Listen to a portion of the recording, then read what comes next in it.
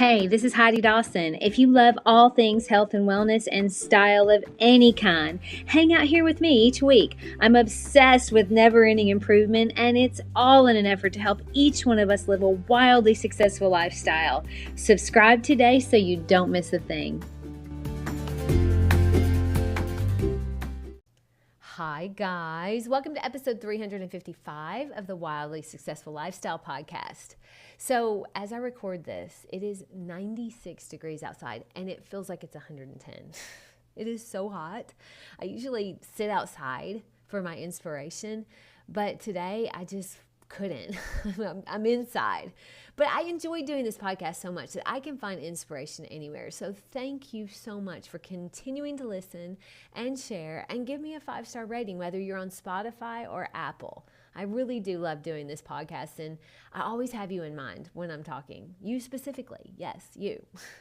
All right, so have you ever started a new thing and at first you're really gung-ho and you're all in, but after a while you get a little comfortable and things start slacking a bit, whether it's with a new relationship or your nutrition or working out, whatever it is. After a while, do you get comfortable or maybe a little bored? And so you stop doing the things that you first did that was making you really successful. Sometimes it's so gradual that you don't even realize that it's happening. Like when I changed my diet drastically a couple years ago, where I stopped eating gluten, grains, and dairy. At first, my weight, it just kept dropping and dropping. So I called my functional nutritionist. I was worried. I was like, my weight is going too low. And he said, don't worry, it'll balance out, which it did. My body finally acclimated to my new way of eating, and it stopped going down in weight, and it just sort of maintained. So this is the way of my life now. It's just how I eat, and I feel great. But you can overdo anything, even healthy food. And so during the last year, I started noticing that I wasn't as lean as I had been, and I was putting on a little bit of fat. Not much, but I noticed it. And I was like, wait a minute. I don't eat bread. I don't eat cheese. I don't eat pasta. Those are the usual culprits for weight gain. So what was it? So I pulled out my MyFitnessPal app and started tracking every single thing I was eating again. It became real clear pretty quickly what the problem was. So yes, I was eating healthy, but my healthy fat intake was way too much. I had gotten really sloppy with the amount of almond butter, for instance, that I was eating in the morning. I told myself it was just a tablespoon, but when I had to track it, then I actually had to measure it. And I got to tell you, when I started measuring and I looked back, I realized there were probably mornings where I thought I was eating 1 tablespoon and I was eating 2 to 3 tablespoons easily. It's just so easy to get sloppy. I also noticed that when we'd go to a restaurant, I'd get salad and a protein, but sometimes I would add a side of fries. No big deal, right? Until you have to add it into MyFitnessPal and you realize that if you ate the whole basket at Huey's of those steak fries, which are yummy, you just added 542 calories, 64 carbs, and 28 grams of fat to your meal. And sometimes I would eat the whole basket. So yeah, it is a big deal. I was getting sloppy and it was starting to show. Fortunately, I'm vain in a good way. Eric, my husband, does not like it when I say that. But when I say that, I just mean how I look is important to me. It's as important to me as how I feel. I don't mind admitting that. So I really do notice when things are heading in a direction that I don't like. We have these things that we start so many times. Like when we first start dating, we fix ourselves up. We do everything we think we need to attract the kind of partner we want. And then we get them and we lighten up here and there gradually. Or maybe we get the new job and we do everything they tell us we need to do to be successful. But gradually we just kind of let things slide here and there. Or even getting a new gym membership. You go gung-ho for the first 2 weeks, but then things start getting in the way.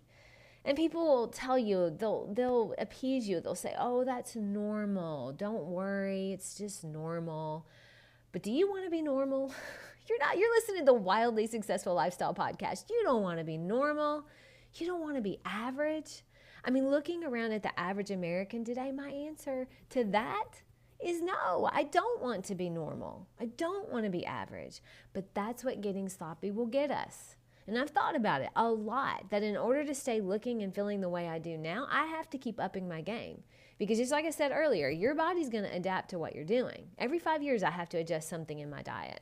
And usually every month or so, I have to keep pushing a little harder in my workouts because your body adapts. So you have to keep upping your game. But if you are doing the things you think you're supposed to be doing and you're still putting on weight, even though you think you're eating healthy or you're going to the gym, it's usually because you've gotten sloppy somewhere. And the same thing goes for your relationship. You can get so comfortable that you stop growing because growth can be uncomfortable. Eric and I know that we have to keep working at our relationship, and we do. Now, it's not always perfect, but when something goes wrong, we try to figure out our role in it, and we work on it. And we do try to go out of our way to make sure the other one feels special. He leaves me notes all the time, and I do the same for him. I love coming downstairs in the morning when he's gone to work and he's left me a note. And I know that when he comes home from work and I'm asleep, he loves seeing a note from me too. Sometimes I'll go and get him his favorite Australian black licorice, and I'll leave that with the note. We've been together for almost 18 years, and we're honestly closer than ever because we work at it. And there have been some really challenging times for us, but we made it through because we grow from our mistakes together. And note, we don't allow ourselves to get sloppy at the same time. One of us is always inspiring the other to be better at something. Helps us, each one of us, to step up our game. So if one of the big 5 areas of your life, your health, your relationship, your mental health, your career, your finances, if one of those areas is struggling, unfortunately, it's probably because you've gotten sloppy. My challenge to you this week is to pick one of those areas where you've gotten sloppy. Admit it, and then fix it. So you could track your eating in MyFitnessPal. It's an easy way to fix eating. You could leave your partner a love note. You could switch it up at the gym to make it more fun. But pick one area and clean it up. Share this with 3 friends who love never-ending improvement. I love you guys. I'll talk to you in a few days. Don't forget to subscribe and share with your friends because we're just going to keep going bigger and better places together, and I love that about us. Talk to you in a few days.